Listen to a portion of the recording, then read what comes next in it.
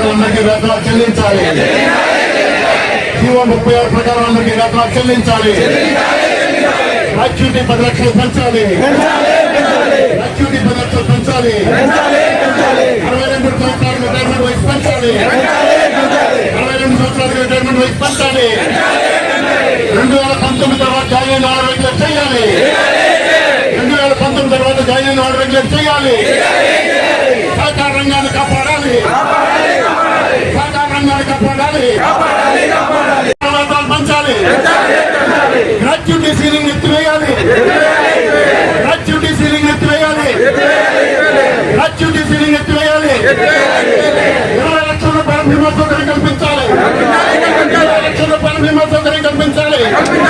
20 లక్షల రూపాయల బీమా సౌకర్యం కల్పించాలి. కాంపాక్షన్ అపాయింట్మెంట్లు ఇవ్వాలి. కాంపాక్షన్ అపాయింట్మెంట్లు ఇవ్వాలి.